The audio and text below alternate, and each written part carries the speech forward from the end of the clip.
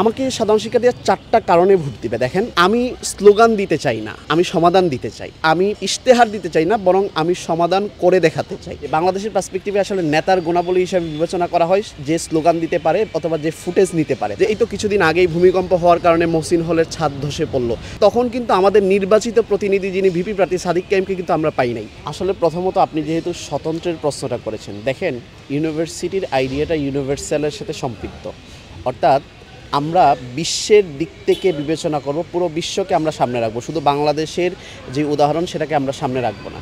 দেখেন, বিশ্বের যে বিশ্ববিদ্যালয়গুলো আছে অক্সফোর্ড, ক্যামব্রিজ সহ, সেখানেও কিন্তু ছাত্র সংসদ নির্বাচন হয়। আর ছাত্র সংসদ নির্বাচনে কিন্তু সেখানে কোনো দলীয় লিজুর ভিত্তি থাকে না। দেখেন, বাংলাদেশের পার্সপেক্টিভে আমরা দেখি যে বাংলাদেশের পার্সপেক্টিভে আসলে নেতার গুণাবলী হিসেবে বিবেচনা করা হয় যে স্লোগান দিতে পারে অথবা যে ফুটেজ নিতে পারে তাকেই নেতা হিসেবে বিবেচনা করা হয়।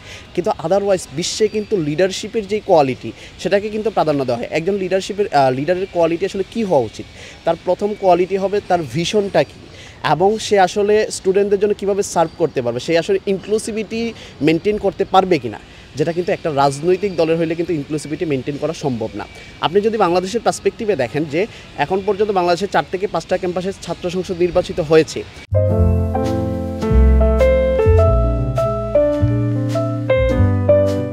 এবং সেখানে দলীয় লেজুরভিত্তি হওয়ার কারণে দেখেন আমাদের পার্শ্ববর্তী যেই ক্যাম্পাস ঢাকা বিশ্ববিদ্যালয়ে আমরা দেখেছি যে এই তো কিছুদিন আগেই ভূমিকম্প হওয়ার কারণে মহসিন হলের ছাদ ধসে পড়ল, সেখানে শিক্ষার্থীরা গিয়ে কর্মচারীদের আবাসন দখল করলো, কিন্তু তখন কিন্তু আমাদের নির্বাচিত প্রতিনিধি যিনি ভিপি প্রার্থী সাদিক কাইমকে কিন্তু আমরা পাই নাই। তিনি কোথায় ছিলেন? তিনি উত্তরবঙ্গে একটা রাজনৈতিক দলের সমাবেশে ছিলেন।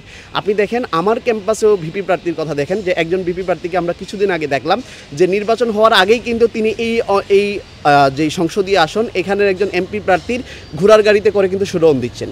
তো সাধারণ শিক্ষার্থীরা যদি তাদের পক্ষ থেকে অথবা তাদের মনোনীত একজন প্রার্থীকে মনোনীত না করে যদি রাজনৈতিক দলের প্রার্থী যদি মনোনীত করে, তাহলে কিন্তু আমাদেরকে দেখতে হবে যে তারা কিন্তু একটা দলকে সার্ভ করবে, তারা সাধারণ শিক্ষার্থীদের চাইতেও কিন্তু তাদের দলের যে ম্যান্ডেট সেটাকে কিন্তু গুরুত্ব দিবে। আর সেজন্য আমি মনে করি যে আমাকে সাধারণ শিক্ষার্থীরা 4টা কারণে ভোট দিবে। দেখেন, প্রথমত আমার এখানে কিন্তু কোনো ব্যক্তি বা রাজনৈতিক স্বার্থ নাই। যদি স্বার্থ তাদের আছে যারা মনে করেন সেমিস্টার গ্যাপ দিয়ে নেতা হওয়ার জন্য এখানে পড়ে আছে, তাদের স্বার্থ আছে।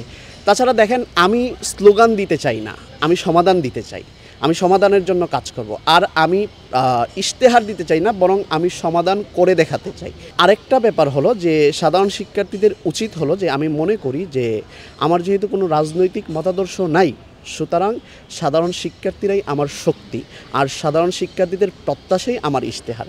এজন্য সাধারণ শিক্ষার্থীরা আমাকে বেছে নেবে।